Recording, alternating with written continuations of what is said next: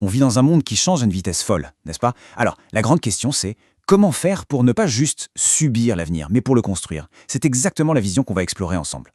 Allez, pour commencer, une question. Mais une vraie question fondamentale. On ne parle pas de demain, non, on se projette bien plus loin, une décennie entière. Dans 10 ans, qui sera-t-on?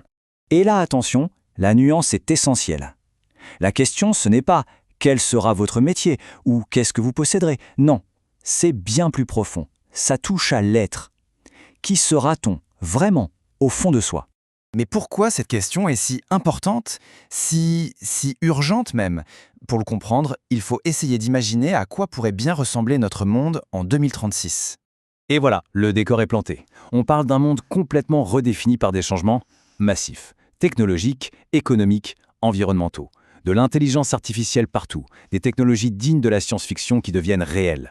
C'est dans ce tourbillon que la question « qui être ?» prend tout son sens.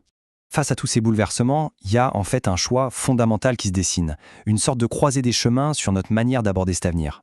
Le choix est assez clair en fait. D'un côté, il y a la voie de la passivité, on subit, on suit le mouvement, on laisse les circonstances nous définir, bref, on devient le produit du monde qui nous entoure. Et de l'autre côté, une approche active, consciente, on choisit qui on veut devenir, on se sert des outils qu'on a à disposition pour devenir l'architecte de sa propre personne. Le chemin qui est proposé ici est donc sans équivoque.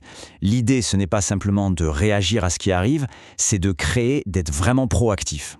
Cet état d'esprit, ce n'est donc pas de lutter contre le courant, de résister à un changement qui de toute façon est inévitable. C'est plutôt d'apprendre à naviguer, d'apprendre à surfer sur la vague si vous voulez, de canaliser ces nouvelles forces pour les orienter vers un but qu'on a soi-même choisi. On ne cherche pas non plus à simplement endurer ce qui s'en vient, à être un spectateur passif de sa propre vie. Non, l'objectif, c'est de le co-créer, de prendre une part active, de mettre la main à la pâte pour construire cet avenir. Pour soi, bien sûr, mais aussi, et c'est crucial, pour le collectif. Et attention, ça ne veut surtout pas dire qu'il faut être contre la technologie, rejeter ces nouveaux outils qui sont incroyablement puissants. Au contraire, c'est même ça le point central. Il s'agit de travailler avec elle, de mettre cette technologie au service d'une vision profondément humaine de ce qu'on a envie de devenir. Bon, c'est bien beau tout ça, mais concrètement, comment on fait pour s'orienter?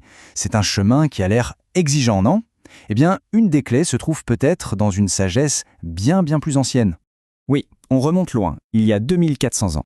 Socrate donnait déjà ce qui est peut-être la clé, se connaître soi-même. C'est fou, non? Cette invitation toute simple à l'introspection, c'est aujourd'hui encore le point de départ de toute transformation consciente. Et cette sagesse repose sur des principes qui, au fond, n'ont pas pris une ride. D'abord, se connaître soi-même. Ensuite, oser questionner ses propres certitudes. Et enfin, et c'est peut-être le plus important, vivre en accord avec ses valeurs. C'est ça la base, un socle solide pour naviguer n'importe quelle époque et surtout la nôtre. Donc, cette vision de qui on veut devenir, il ne faut pas l'imaginer comme un GPS avec un itinéraire tout tracé. C'est plutôt une boussole. Elle ne dit pas exactement quel chemin prendre, mais elle indique le nord.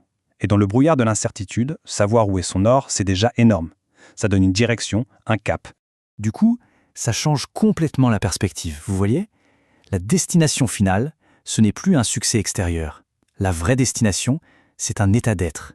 C'est intérieur.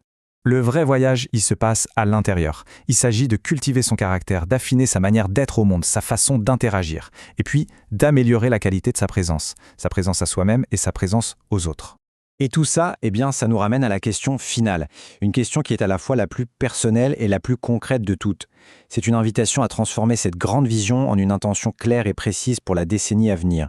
Une question qui n'appelle pas une réponse immédiate là, tout de suite, mais c'est le genre de question qui, juste en se la posant, peut guider une transformation profonde.